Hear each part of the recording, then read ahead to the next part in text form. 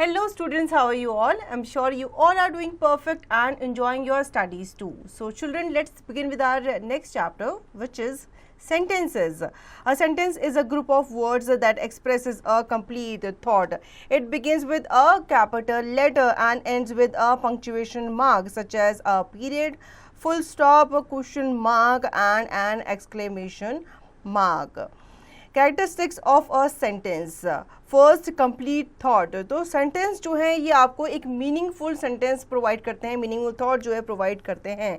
ये हमेशा capital letter से स्टार्ट होते हैं और एंड होते हैं किसी ना किसी पंक्चुएशन मार्क से अकॉर्डिंग टू द सिचुएशन.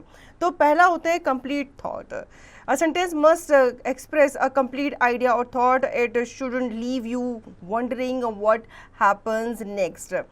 तो कैरेक्टरिस्टिक्स की अगर हम बात करें सेंटेंस की, तो ये आपको कंप्लीट थॉट देते हैं. मतलब एक सेंटेंस जो है उसको पढ़ के आपको पता चल जाता है कि ये आपसे क्या कहना चाह रहा है.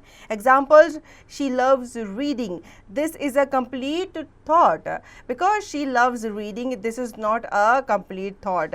It needs more information to make sense.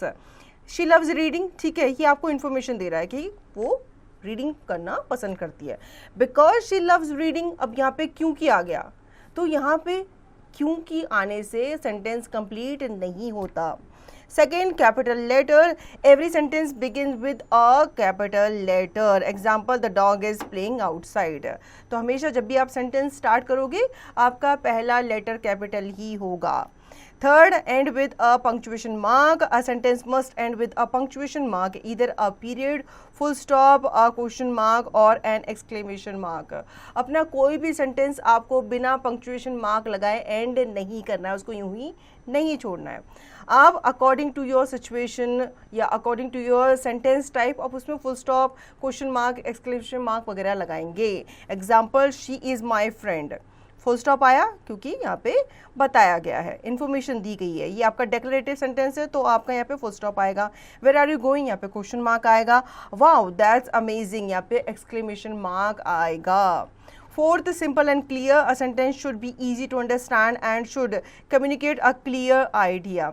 आपका सेंटेंस जो है वो ज़्यादा घिचा पिचा नहीं होना चाहिए, सिंपल होना चाहिए, क्लियर होना चाहिए, ताकि आपको उसका मीनिंग जो है समझ में आ जाए. Example, I like ice cream, clear and simple. मुझे आइसक्रीम पसंद है, ठीक है. Now types of sentence. Declarative sentence. Statement.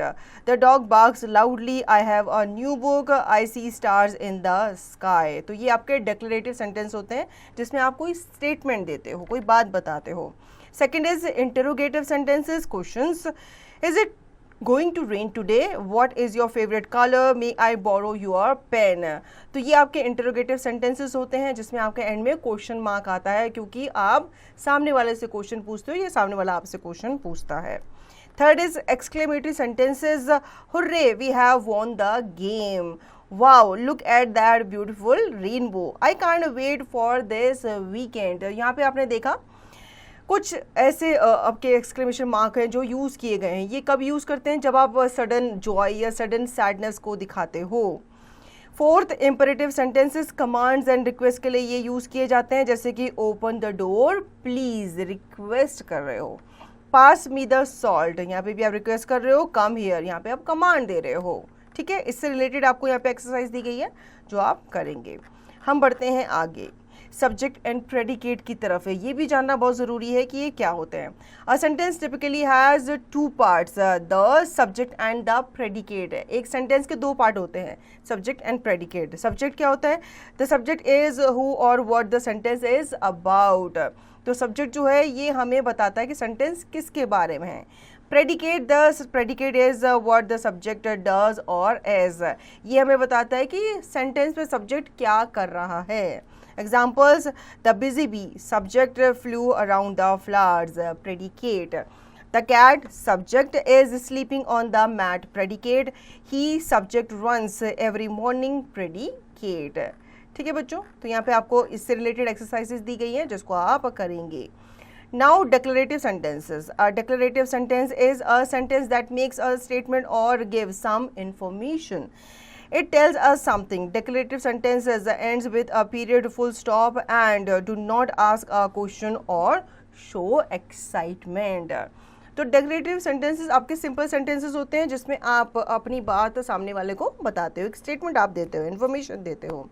ये आपके एंड होते हैं फुल स्टॉप से। एग्जाम्पल हैं आपके, the sky is blue, I love reading books, I do not like spicy food, they are not coming to the party. Note declarative sentence can be positive statements और negative statements. तो ये आपके दोनों तरीके से हो सकते हैं, नेगेटिव भी हो सकते हैं, पॉजिटिव भी हो सकते हैं। Now next is interrogative sentences, and interrogative sentence is a type of sentence that asks a question. It is used to get information, clarify something or find out more about a topic. Interrogative sentences always end with a question mark. ये याद रखना है आपको, जिस भी sentence के आखिर में क्वेश्चन मार्क होगा दैट मीन्स वहाँ पे क्वेश्चन पूछा गया है।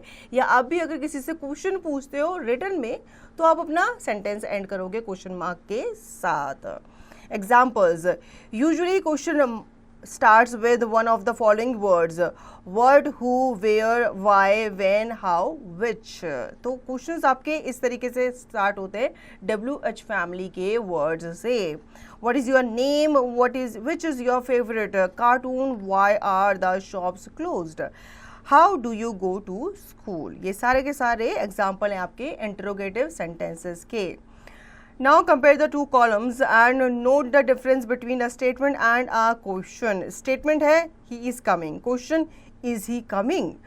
They are cousins. Are they cousins? Hari has got a watch. Has Hari got a watch?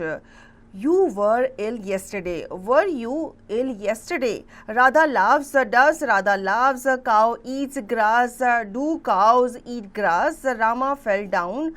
Did Rama fell down? तो यहाँ पे आपको स्टेटमेंट दिए गए हैं और क्वेश्चंस दिए गए हैं। स्टेटमेंट में आपको पता ही है कि हम बात कहते हैं, कुछ इन्फॉर्मेशन हम डिक्लेयर करते हैं, तो यहाँ पे स्टेटमेंट एंड होती है फुल स्टॉप के साथ, जबकि क्वेश्चन में आपका उल्टा होता है। इसमें आपका जो फुल स्टॉप है उसकी जगह पे क्या आता है, क्वेश्चन मार्क आ जाता है और आपका टोन भी चेंज हो जाता है। जैसे कि he is coming, is he coming, तो यहाँ पे इज़ जो है वो पहले आ गया, ही बाद में आ गया।